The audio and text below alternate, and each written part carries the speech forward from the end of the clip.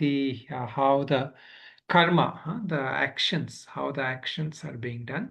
So let us look at the manana for this first. So the shlokas first, I just wanted to quickly run through. So here it was started with saying that the knowing that this knowledge of karma yoga, having known this, the seekers of liberation in ancient times also performed actions, meaning even the great realized masters, especially those who were not sannyasis but realized people, they also did actions. So therefore, Arjuna, you also should do that. So that was mentioned there. Then it was said, Kim karma kima karmeti kavayopyatra mohitaha. What is the nature of karma and what is the nature of action and inaction? So that was mentioned. And I will explain that to you. In explaining that, he mentioned two things to start with: action and wrong action, right action, wrong action, karma, akarma, vikarma. Karma and vikarma was mentioned. And then the akarma was also mentioned. Akarma is that non-action, not doing any action. So three categories of actions were mentioned. And this we all know in our experiences. We may do something which is right, something which is wrong. Right and wrong based on either our judgment or society's judgment. We will do right and wrong action. And then sometimes we may not act at all. So this, especially this thing of action and inaction.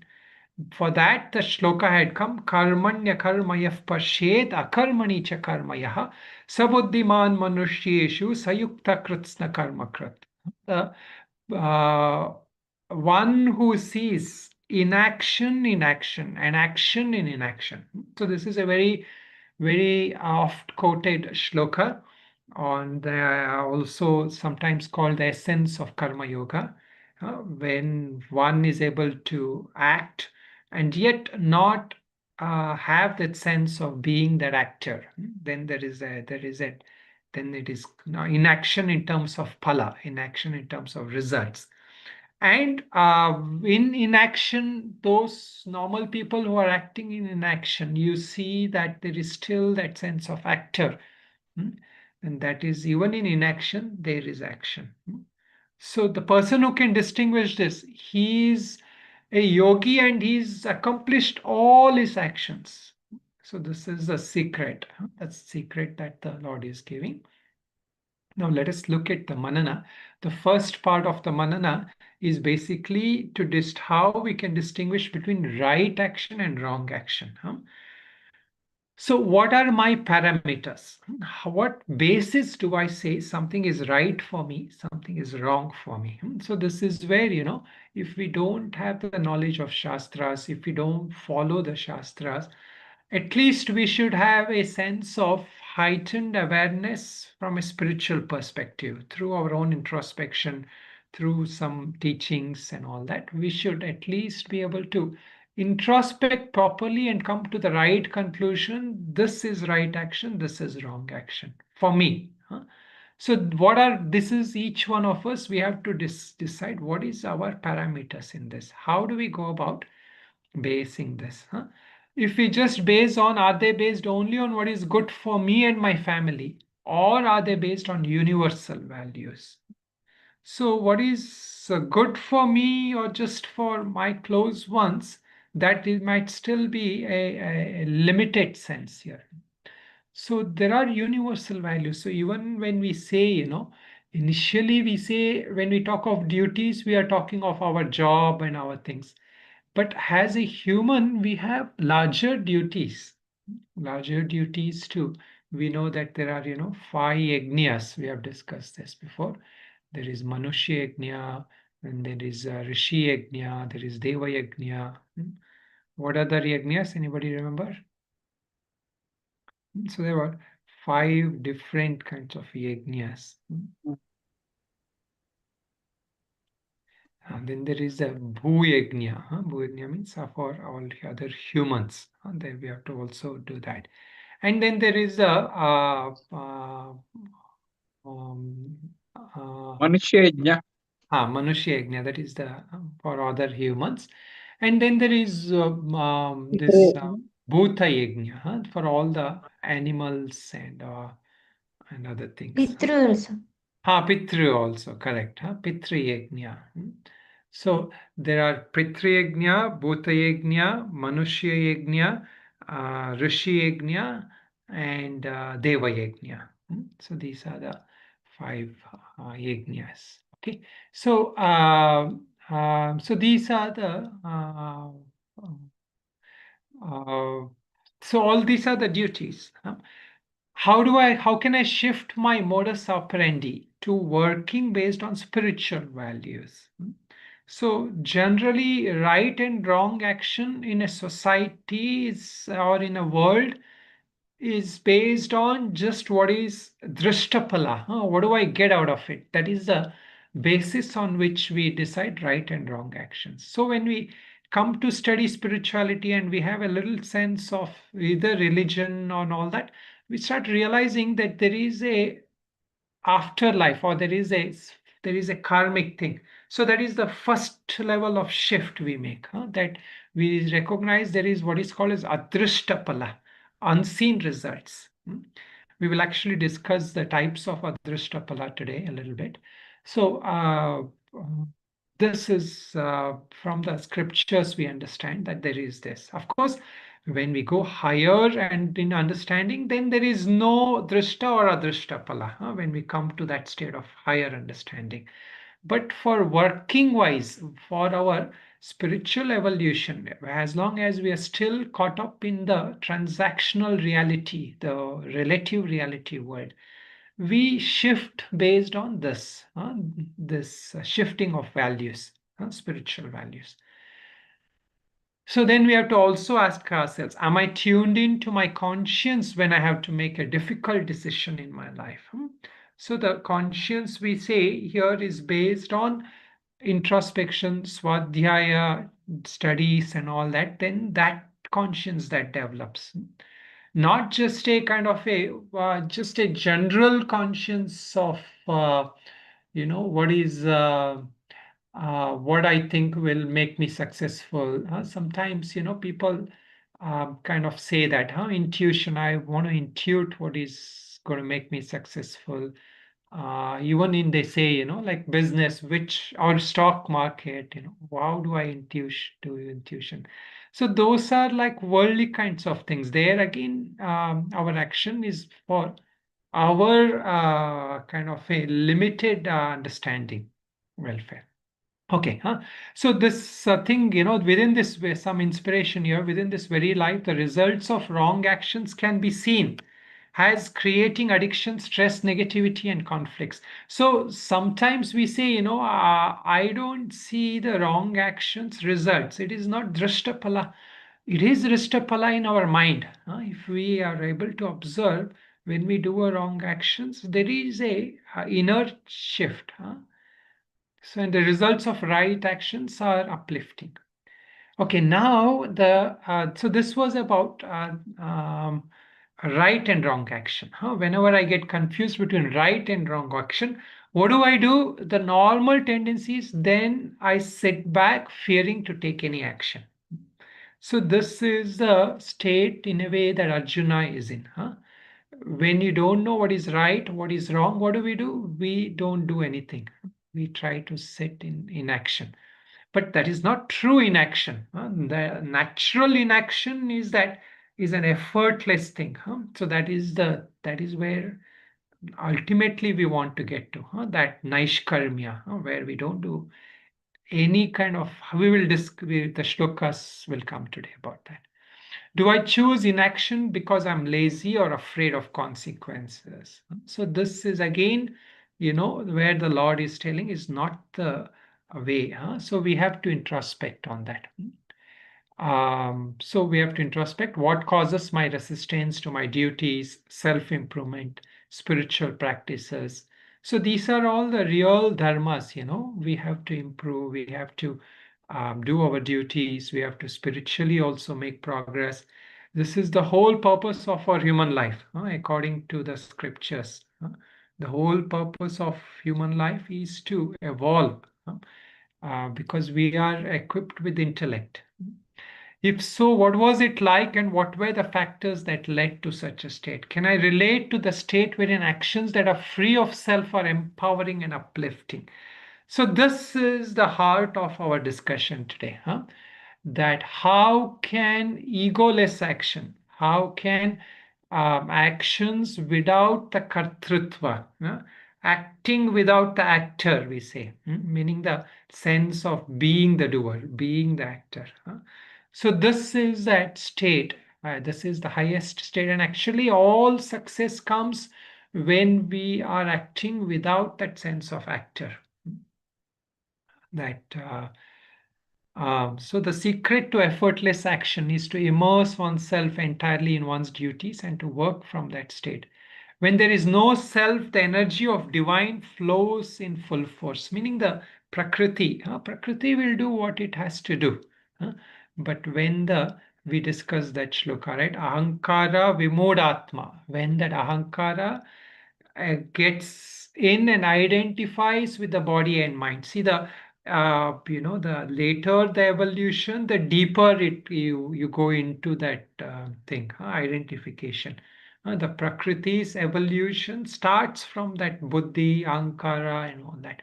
But later, when the ahankara gets more and more identified, then what happens? The Prakriti's evolution is deeper, deeper, deeper, and then that Atma is lost in all these identifications. It gets deeper and deeper, identified with the gunas.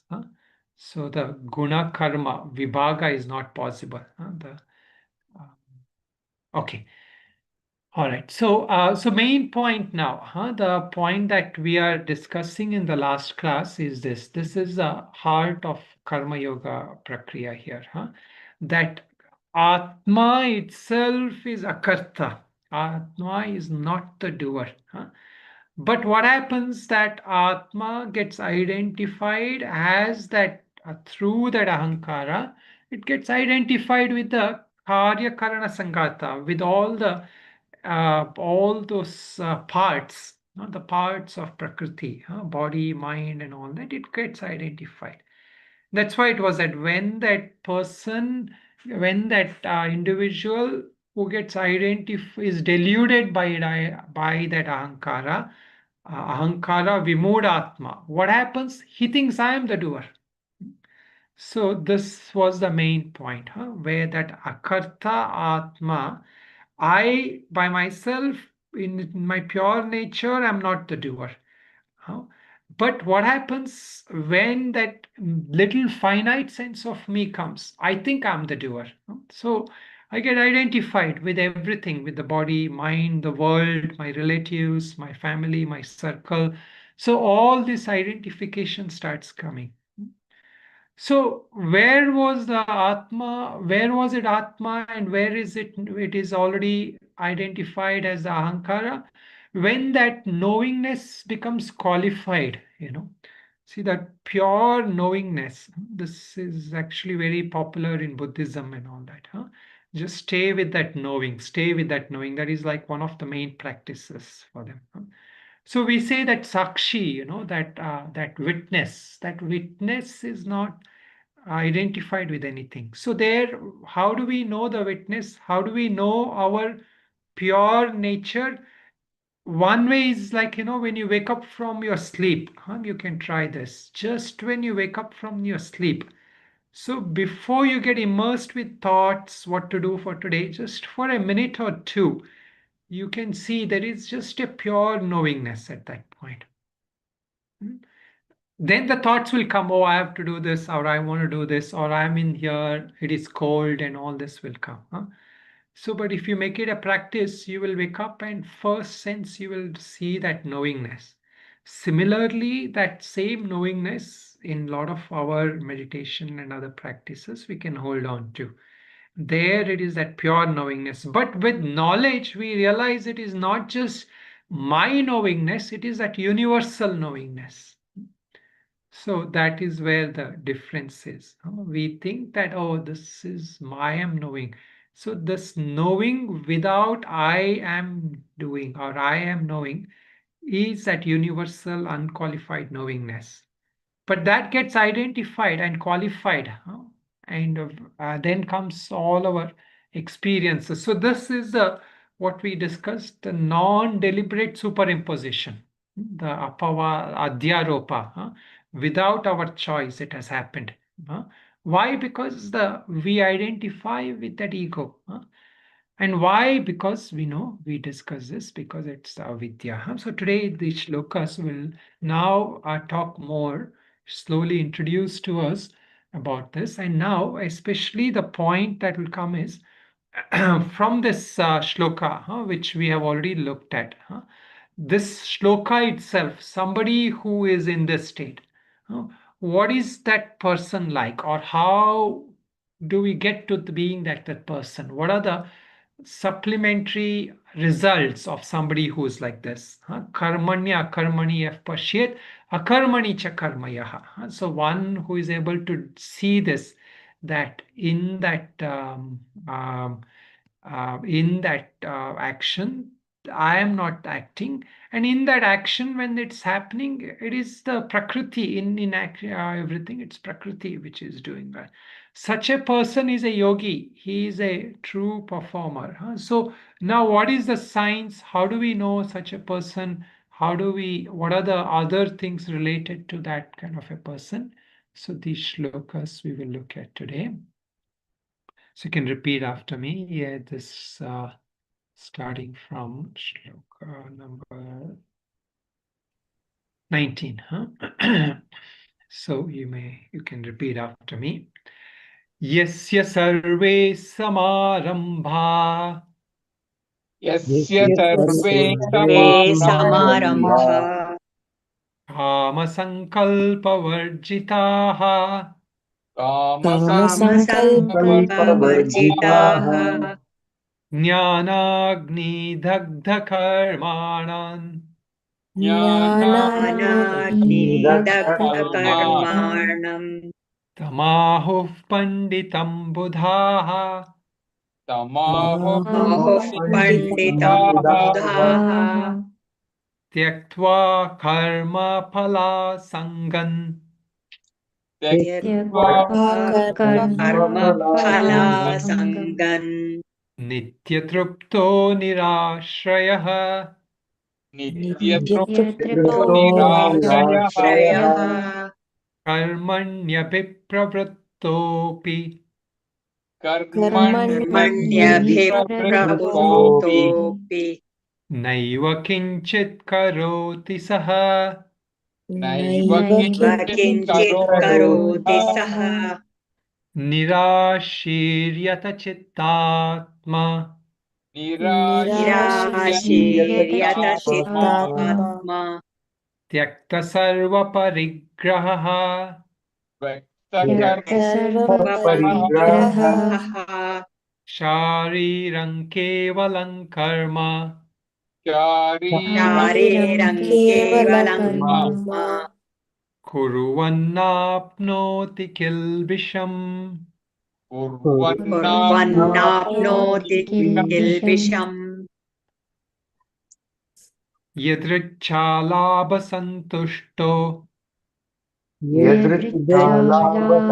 लाभसन्तुष्टो द्वन्द्वातीतो विमत्सरः द्वन्द्वातीतो विमत्सरः समः सिद्धावसिद्धौ च समः सिद्धावसिद्धौ च कृत्वापि न निबध्यते कृत्वापि न निबध्यते So now there is this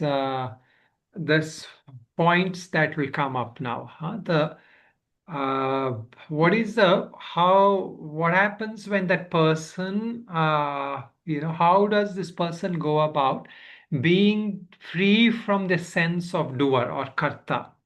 How can that person who is free from doer, and what is that instrument which makes it possible for such a person? So now, as we know, the name of this chapter, so far we are discussing about karma mostly. karma and how to be free from that sense of karma. But what is the name of the chapter? What is one more word before karma in this chapter? Jnana karma sannyasa. Jnana karma sannyasa yoga. So the jnana part is there. So how do you overcome doership? We discussed briefly last class. In order to surrender that ego, in order to let go of that ego, we will always have this perplexity. Whom do I give that ego to? Even if there is a God, what is the nature of that God? Or what is the nature of me who I'm surrendering to? So all these questions, when there is jnana, when there is knowledge, what happens? We realize who is surrendering to what. So that is the main part. How do we giving up the doership? Means that mainly the act of surrender. So how do we give up that kartritva? Because that circle of samsara, as long as I'm a doer, I'm going to be the sufferer or the enjoyer. And as long as I'm enjoying, I want to again reclaim that doership to either eliminate that suffering or to enhance the enjoyment. So this cycle is continuously it is going on, perpetual. So how do I break this cycle? So here he gives these tips. One whose actions are entirely free from desire and personal motive.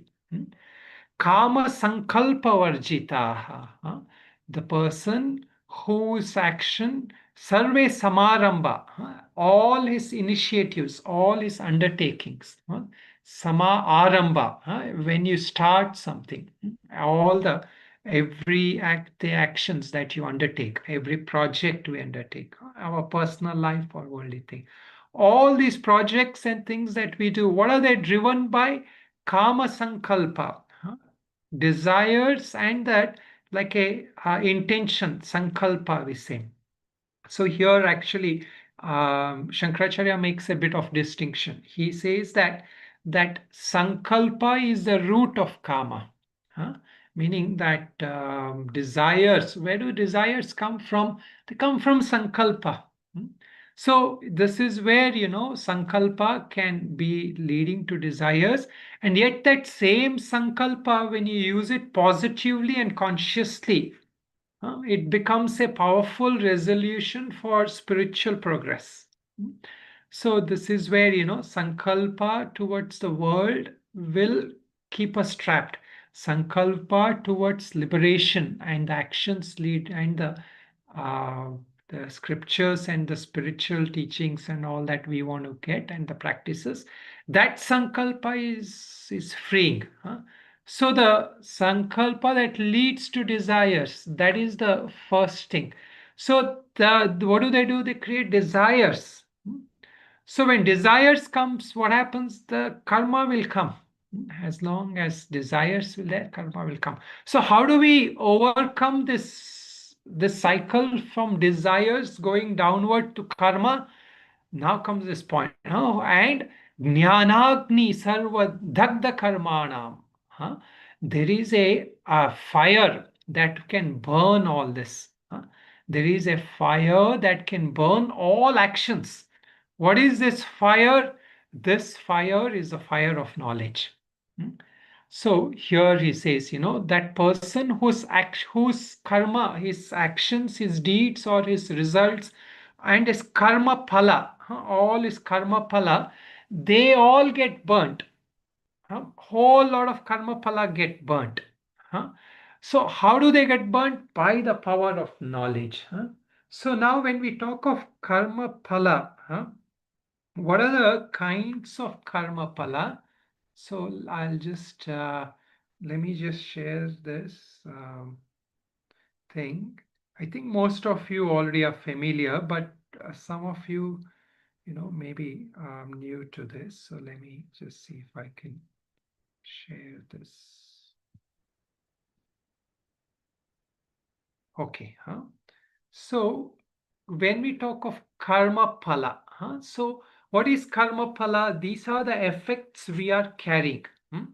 So these karma phala, there are three kinds mainly we say. The meaning the results that we have. The first is called as Sanchita. Sanchita is that which is the whole repository gathered over many lifetimes, accumulated over many lifetimes. This is a Sanchita Karma. So then out of that, a small aspect of that, an aspect of that is coming to this life. Sometimes people say, I have so much karma in this life, but if you know how much karma you have in your Sanchita, it is so much more, burdensome. So this is all the baggage we are carrying. So, but out of that baggage, for this life, there is only so much stock we have got. But in this life also we are doing actions out of our will. That karma which came, which we didn't have choice. But this moment we have a choice, right? So the action we do this moment, based on whatever karma we have got, where does that goes to? That becomes the Agami karma. That is the present life karma. What happens to that Agami karma? That Agami karma goes all the way, accumulates back to Sanchita.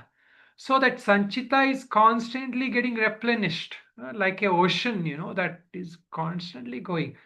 So however good karma we do, whatever we do, the Sanchita is going on and on. So that karma will never be free. So here is where the teachings is saying the person who frees himself from that sense of doership, that person, there are two things that happen to that person. What happens? That this past Sanchita karma, this all that whole thing gets burnt. That is why he uses the word fire, jnanagni, that fire of knowledge. That knowledge, that illumination, that realization, that who am I really, or who is the God, or who is divine, what is the nature of creation. When that knowledge dawns in, what happens? That whole thing gets burnt. And not just that, then that person is left with the things that is he has done in this life. Okay, you burnt all the past karma, but this life's karma is still there, right? And whatever you're accumulating, it's still there. So here the teachings, now we will look at the next shloka. He's saying that even that karma which will have come in that future, which you accumulated in this life. Why? Because you are no longer having that sense of doership. There is nothing you are going to accumulate in this life. There is no, see, what is this word here? Karma pala. It is a effect, action and effect. It is not just a karma as we normally we say. When we say karma, sometimes we call this as Sanchita karma, but what it is, it's that it is an action you have done and the accumulated results of that. So this accumulated results that you're accumulating, there is no more the accumulation happening. There is no more like interest on that is building up. So both will go. Then what are you left with? You're left with the prarabdha karma in this life.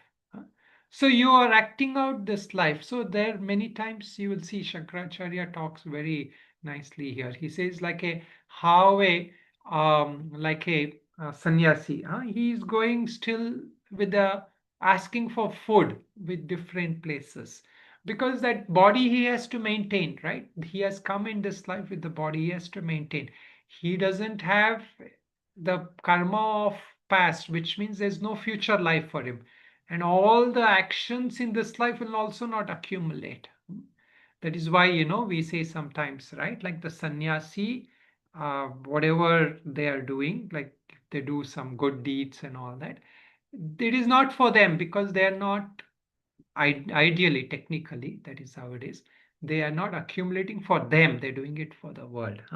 So this idea here is mainly, so these are the, this we'll keep referring again. So this all of you remember the three kind of karmas. Sanchita Prarabdha Agami. So this is again based from that point of the our karma phala. Now comes this point here about our this next shloka here, it is telling us, Tyaktva karma phala sangam. What has he done? He has renounced this karma phala. He is that attachment. What was attaching him to the karma phala? That doership, that sense of doership and that sense of enjoyer, that was attaching him to that. So now he lets go of that, meaning through that knowledge, it is burnt, it is gone. Tyaktva karma phala sangam. Nitya trupto nirashraya. But what if there is some desire hiding? He will again act, right? No, he's already content. He has found that purnatva, that completion in him. So he's already content. Nitya trupta. Nirashrayaha. He is not dependent on somebody to fulfill some desire of his or some needs of his. He is no longer dependent on anything or anyone. So such a person karmanyabhipravrittopi naiva kinchit karoti saha. Even though if he is acting, even though if he is carrying out actions, yet he is not doing in the sense there is no more doership in him. So there's nothing doership, so there is no bhoktrutva. So if there is no doership, there is no enjoyership or sufferer in anymore. So that actions are like a whatever he's doing, they don't leave any impression. Like I mentioned in one of my inspiration there. It is like a drawing a line on water. If you draw a line on water, what happens? That water will flow away, it will not remain. But if you draw a line in somewhere else, like on a board or even on a sand or somewhere, it will stay longer, right? So neither there is karma phala nor there is mental samskara that attaches on for that person for all that actions. So then what happens? Nirashir yata chittatma. So such a person who doesn't have that sense of self-centered desires, gratification desires is not there. Because the desires for the world is that this is a loka sangraha. He will keep acting as they say, like that discussion comes. Why does this person go about teaching? Like it almost seems like Shankaracharya is talking about himself. Why does he walk across the country so many times, teaching so much, writing so much shastras and all that? If he was free from all that desires, so there he mentions that natural tendency is to be of, do things for the welfare of the world. And that is not out of thing that I have to save everybody, not that kind of a welfare of the world desire. It is a natural kind of a thing that comes out. A natural, why? Because that oneness is felt, that oneness of with everyone is felt. So there is a natural tendency to be of service like that. Yatachittatma. So that person is, now that he doesn't have any karma, he can do whatever he wants, right? He can go about eating whatever he wants, drinking whatever he wants, because there's no samskara that will come. He'll never get addicted. He will never get. So he can do whatever he wants, right? No, his mind and self are still under his control. It is not like he is just going about hoarding up, there are some people who say, this person is realized he had so many cars, he had so many things, he was having so much fun. So there is no longer that kind of a sensual desire in that person. It's because that person has found that deep fulfillment within. So even though they may be eating and doing other things, it is not out of that kind of a lack of control. It is under control. Having renounced all attachment to possessions, tyaktva sarva parigraha. Parigraha means you're not like seeking out, you're not soliciting, like I give me this money, give me that, give me this. So that kind of soliciting is no longer there. The person will not be that kind of demanding of that thing. Shariram kevalam karma. That body, the person's body will continue. It will continue to act. So here again, Shankaracharya kind of differentiates. One is the body wanting, like, for the body is doing actions by itself, like a there is like a tendency for the body to keep doing action. One is that, and then is the body acts for the maintenance of the body. That is another kind of action, meaning like you have to take care of that body, right? So the body will naturally act. That is actually like a movement of prakriti, right? It is acting by itself to take care of itself. So there the person will go, like he will say, like, yes, look for food, he needs a place to stay and all that. So that the Shankaracharya is more inclined towards that interpretation, where it says the shariram kevalam karma. So in order to protect the body, it will do whatever it. But in that action, there is no sin, there is no phala, there is no something that will bind you. Kurvan napnoti kilbisham. Nothing will taint that person. Now comes this shloka. This is almost, this is told as the, sometimes like how a sometimes, especially, like those sadhus who are sadhakas, who are deep in the sadhana, high advanced in that, this is the idea that is given to them. Yadricha labha santushto dvandvatito vimatsaraha. Be content with what comes by chance, meaning your prarabdha will bring you what is meant for you to experience in this life. So this is the goal that generally we are supposed to live by, meaning endless. See, the desires for actions and desire for worldly success and all that, to some extent, is okay. That is a natural tendency. It is okay.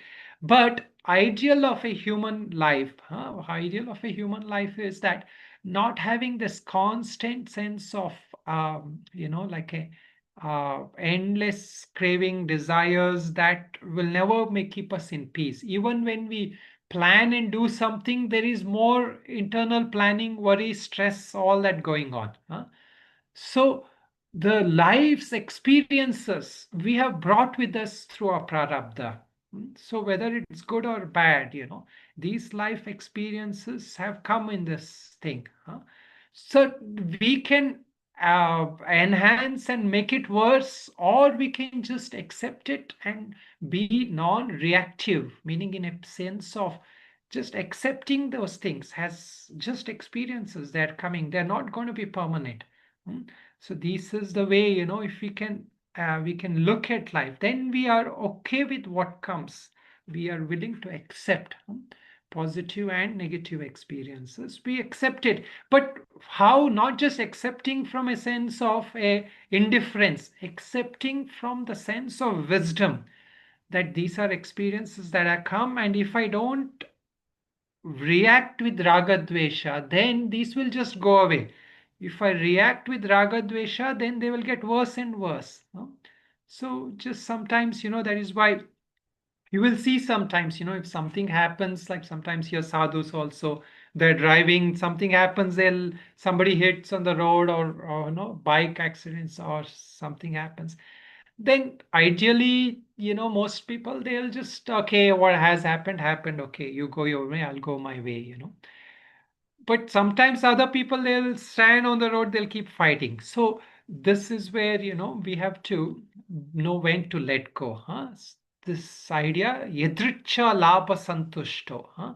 Has things come, labha, santushta, be content with whatever profit or whatever things that has come, by your efforts which has come.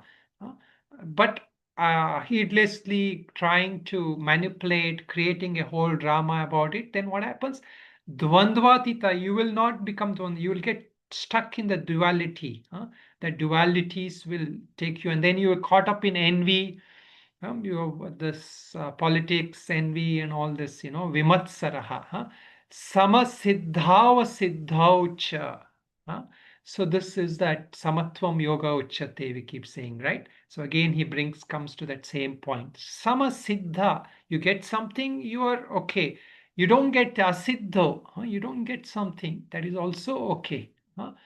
Cha krutvapi na nibhadyate. So the one who is even-minded, whatever he is doing, whatever actions he is doing, that will not bind that person. He will not get stuck in that bondage of that. So now this is preparing for next set of shlokas in that sense of taking us to that jnana prakriya. How do we get established in jnana? By acting with that sense of yajna, which had come briefly in the third chapter, but now he will explain the different how all actions are to be done in that form of yajna. That sense of yajna meaning that sense of offering to God, offering to divine, or offering with the sense of knowledge. So this thing of actions, actions are meant ideally at this point, if we can do from a bhakti thing, it is even more better. We offer all our actions to the Lord. That is one easy way to overcome our doership. That sense I am doing, we offer it all to the Lord, and we have the sense God is the real doer. I'm not the doer. So this is one way. The other way is through knowledge, and see that all these actions are happening. I am just an observer. Prakriti is doing all this. I am an observer. So that is also both ways, and these are ways to offer what will come as sacrifices, yajna. Okay, so we will just look at this one manana, because there are two mananas again. What is the relation between wisdom and the actions of my daily life? So the knowledge, we said knowledge or jnana. How I act, with what level of wisdom I act, that is how the actions will get transformed. See, we have in every situation in spiritual life, we have three means of working with it. One is we give up. We say, I don't want to do this, the actions. Because why? Because it is creating problem, it is creating stress. You get rid of it. I don't. Sometimes we have to do it. Not all actions we are supposed to do, right? Some actions we have to give up. So one is remove. The other way is that transforming that thing. How do we transform those actions? So this is the the method for that, by knowledge and realizing that I'm doing it as a yajna, I'm offering. That is a means of transformation. And then there is one more, which is transcending that actions, which will come in later chapters. Okay, when I reflect on the past, can I observe that the nature of action at any point in my life was based on the degree of wisdom I then had? So every action we have done, we will see how we acted or how we reacted sometimes. That was based on our wisdom we had. Especially the reaction, when it is too strong, then our level of wisdom is low. If our reaction was a controlled response, then that wisdom was high. So this is how we can distinguish. How can I operate from a higher level of wisdom to guide my actions? Does being free from personal desires improve the mental and spiritual quality of all my works? So this is where, we should see personal desires means like the craving kind of desire. We can take up projects and things we want to accomplish. But if there is that craving kind of thing, this has to happen. I only should benefit from this. So that kind of a desire is there, right? That will contaminate that action and make it more problematic. So that is why he's saying being free. That is why we can introspect on that. Okay, when we are obsessed with our desires, we get stressed out and block our own path. When we truly want something harmless and meaningful to our lives, the best course is to make a wish or prayer and then mentally relax, trusting in God and the forces of the universe to bring unto us what is right for us. So this is that yadricha labha santusta. If it is in my share, it will come to me, we say, right? So this is how, sometimes they say it is destiny. It will come to me, they say, right? So this is a way of understanding when our intentions are right, and if it is in our karma pala, it will come to us, material or physical or whatever. Okay, so this topics here. This is a important segment in the karma sannyasa prakriya, understanding the karma yoga. That first initial slokas of karma yoga focused on relinquishing the desire for result. That is the first part. Relinquishing the desire for results. Now is the second part, relinquishing the desire, the doership itself. So the first one, relinquish desire, what is it called in Sanskrit? Anybody remembers? Relinquish desire for results. Yaga. Anybody else?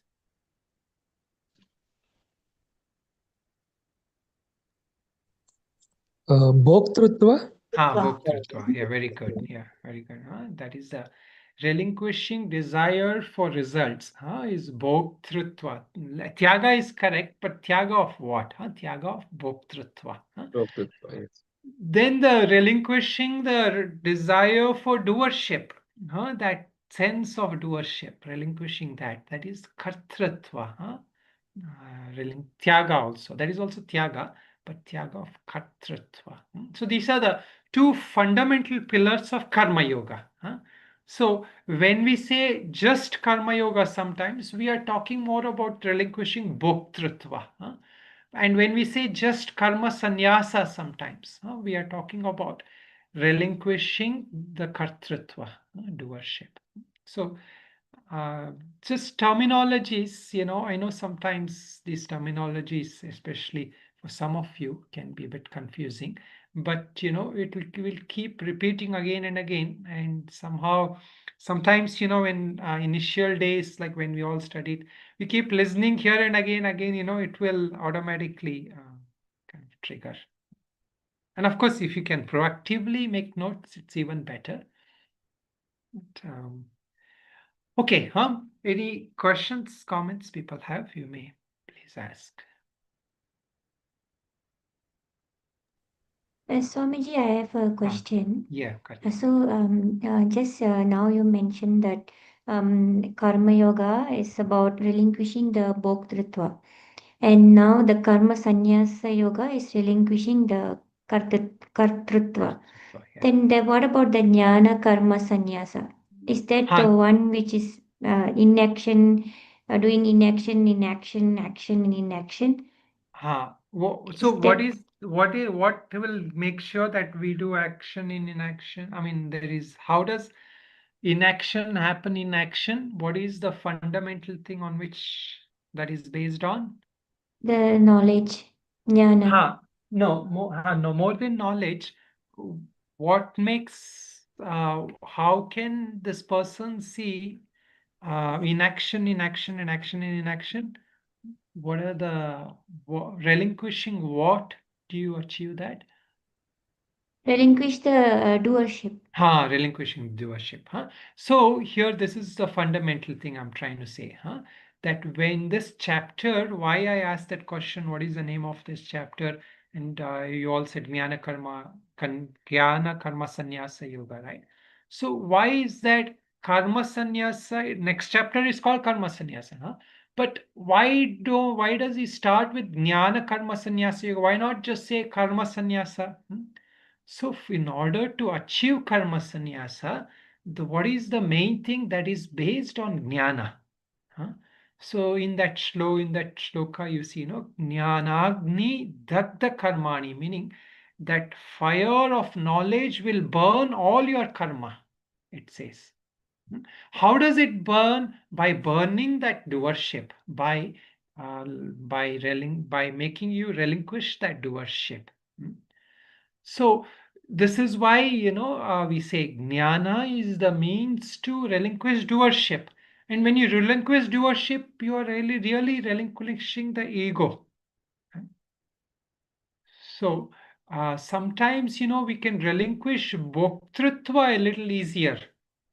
Like letting go of the results. We may say, okay, I will just do this. I don't need any result.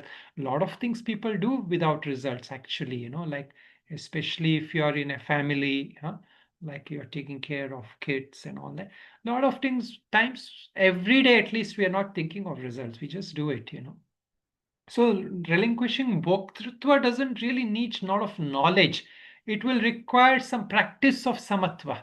If you're practicing like samatva, you can attain some degree of not permanently, but consistently you can attain that freedom, that equanimity will come. I can do this, I can do that. I'm not expecting.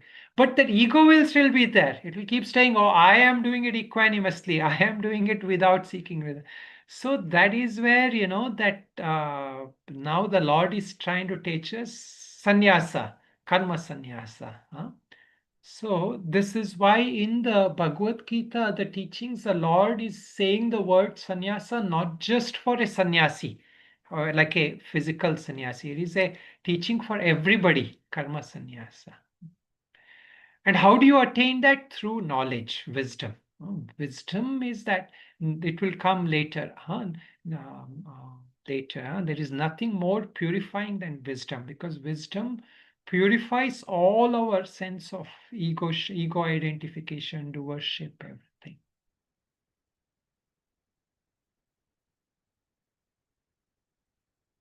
Swami, can I ask you something? Yes, Flavia, tell me. For example, there are moments in life that there is more stability, and there are moments in life that there are so much movement. For example, so many changes is happening, and we have to search for a job. Maybe we have to move from a house. Then this doorship, maybe we have to move because life is changing a lot. And sometimes I ask myself, what can I do to neutralize maybe these movements inside of me when I have to attend so many things and to change so many things in my life? You know what I mean? Yeah. So that is where, that it came, right? Kama sankalpa varjitaha. What if you do a literal translation, then we should not have any intentions, we should not have anything. But then I have all these challenges. How, as you're rightly mentioning, you have sometimes, you have to change jobs, change house, move here, move there. So there are a lot of those kind of things that we have to accomplish, right?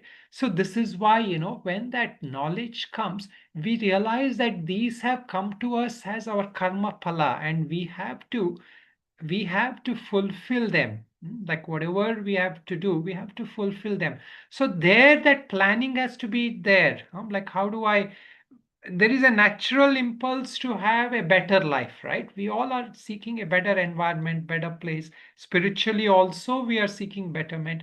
So materially and spiritually, there is a natural evolution for that human thing.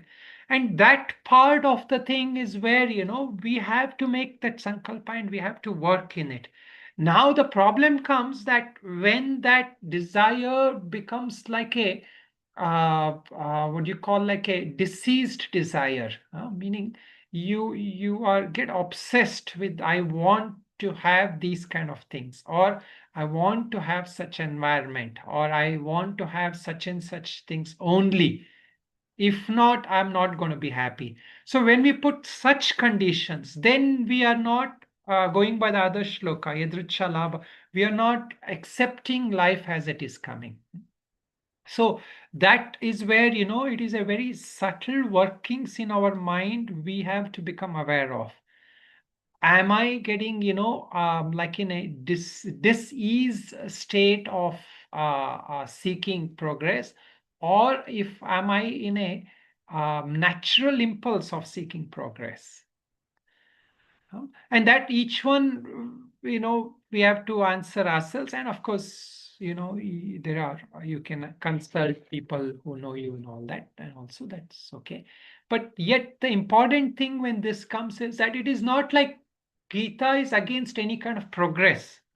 So we have to remember that, Gita is mainly for those who are in the pravritti marga, right? We are seeking progress. So there is nothing wrong in wanting to improve, wanting to do things. Can I just check? Then I have to move, I have to implement things, but I have to be careful to watch how I'm dealing with the results. Am I Yeah, accepting it? correct. I'm angry, or I want to be like that, or am I open to what comes to me? Correct, correct. Yeah, Okay. meaning if something like, let's say, for example, let me think of an example where you are in a company, you do some project and you want to progress, you want to get a raise or a promotion or something, But it so happens like although you have done your best, some reason they don't recognize you and you don't get that. So you have to be willing to accept at that point because you know that you have done your efforts, and generally sometime or the other people will recognize that. But instead, if you go around play politics and all, sometimes it happens like you bribe this person, bribe, I mean in India it happens, you get this job, you get that job, and so then what happens, you are manipulating that circumstance to be, that is a high level of bhoktrutva. You only want enjoying that thing, and that is not in your stock of karma. So it will again cause you some suffering. See, actually, are you done? I had one more point to mention on these lines. No? Is that good, Flavia? Okay, so see this, so why we're doing sadhana, this one point I just wanted to mention, other class I didn't remember. See, when we are focusing too much on bhoktrutva, why do sometimes, like some of us stay in here where the weather is not always conducive, or sometimes, people do sadhana, you all make efforts, you do practices and all that, right? So our stock of bhoktrutva is only so much. If we try to do more, seek on more enjoyment than what is actually in our stock, then what happens? It is kind of like your bank account is getting lesser. So when you do sadhana, what happens is that amount of whatever otherwise you would have to struggle in your life, that struggle gets mitigated. huh? So, because you are consciously taking on, sitting in a place, putting on some titiksha, putting on some, not extreme titiksha, but like some degree where you're sitting down, doing your japa, doing your practices, doing your meditation, doing your studies and all that, right? So, this is not always comforting to the body or the mind also sometimes. But what this is mitigating your otherwise like worldly suffering in some ways. no? I mean, if you take the karmic kind of equation, this is how it works. So that is why these sadhanas and all that, someday, somewhere, some suffering we are supposed to have, it will lessen that in different ways. Okay, all right, it's time. ॐ पूर्णमद पूर्णमिदं पूर्णात् पूर्णमुदच्यते पूर्णस्य पूर्णमादाय पूर्णमेवावशिष्यते ॐ शान्ति शान्ति शान्ति ॐ नमो नारायणाय just one point maybe Jagdish